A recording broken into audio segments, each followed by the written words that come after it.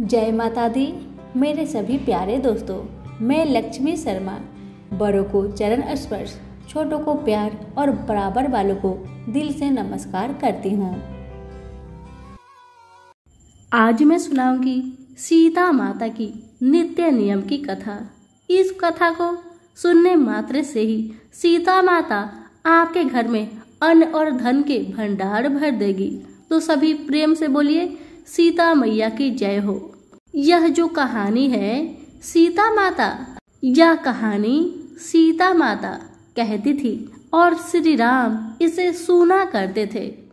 एक दिन श्री राम भगवान को किसी काम के लिए बाहर जाना पड़ गया तो सीता माता कहने लगी कि भगवान, मेरा तो 12 वर्ष का नित्य नियम है, आप बाहर जाएंगे तो मैं अपनी कहानी किसे सुनाऊंगी।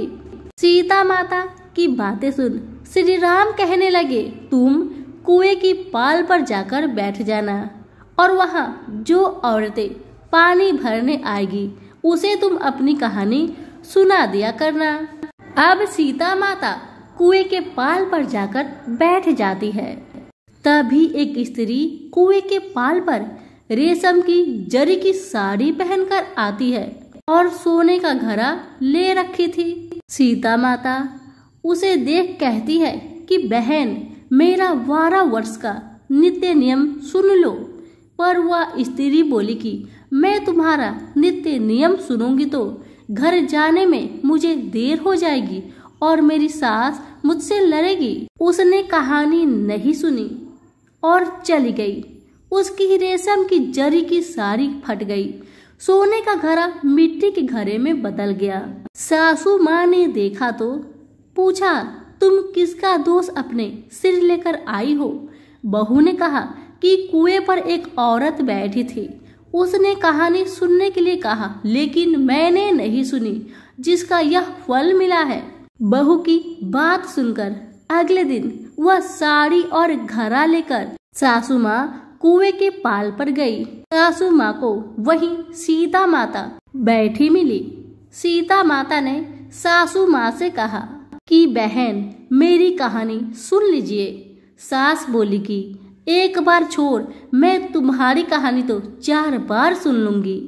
सीता माता ने कहानी शुरू की। राम आए, लक्ष्मण आए, देश के पुजारी आए, नित्य नेम का नेम लाए, आओ राम बैठो राम, तपी रसोई जियो राम, माखन मिश्री खाओ राम, दूध बतासा पियो राम, सुत के पल का मोठो राम, साल दुसाला पोठो राम, साल दुसाला ओढ़ो राम, जब बोलू जब राम ही राम, राम सवारे सबके काम, खाली घर भंडार भरेंगे, सबका बेड़ा पार करेंगे, श्री राम जय जय राम।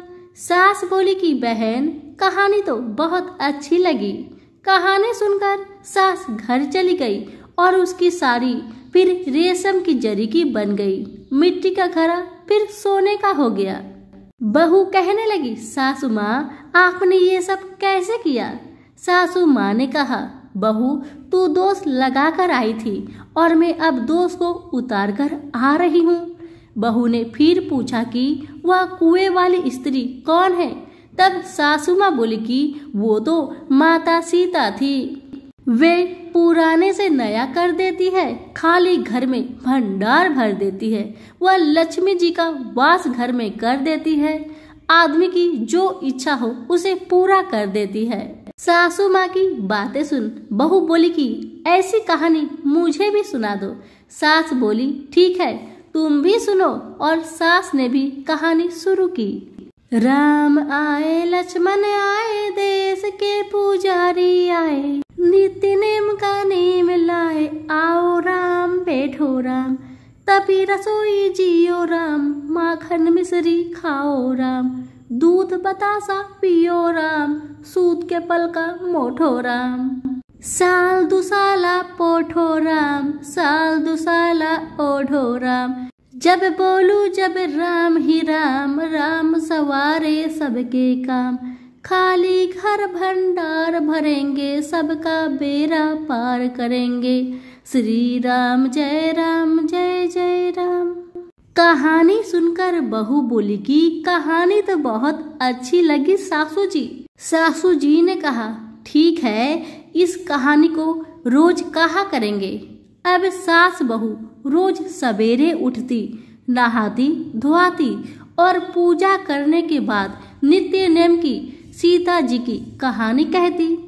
एक दिन उनके यहाँ एक पड़ोसन की औरत आई और बोली कि बहन जरा सी आँच देना।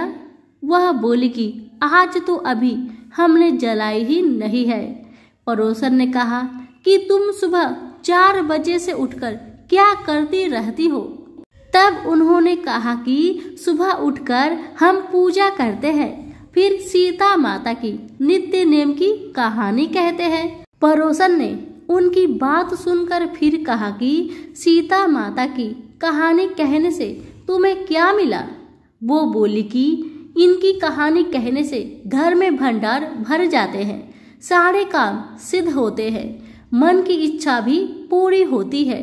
पड़ोसन कहती है कि बहन ऐसी कहानी तो मुझे भी सुना दो फिर। वह बोली कि ठीक है, तुम भी यह कहानी सुन लो। राम आए लक्ष्मण आए, देश के पुजारी आए, नित्य नेम का नेम लाए, आओ राम बैठो राम। जब पड़ोसन ने सारी कहानी सुनी, कहने लगी बहन कहानी तो मुझे बहुत अच्छी लगी। अब पड़ोसन भी नित्य नेम सीता माता की कहानी कहने लगी। कहानी कहने से सीता माता ने पड़ोसन के भी भंडार भर दिए। अब तो पूरे मोहल्ले में नित्य नेम की कथा चल पड़ी। हर किसी की मनोकामना पूर्ण होने लगी। हे सीता माता, जैसे आपने उनके भंडार भरे, वैसे ही आप हमारे भी भंडार भरना, कहानी सुनने वाले के भी और कहानी कहने वाले के भी। तो सभी प्रेम से कहिए सीता माता की जय हो।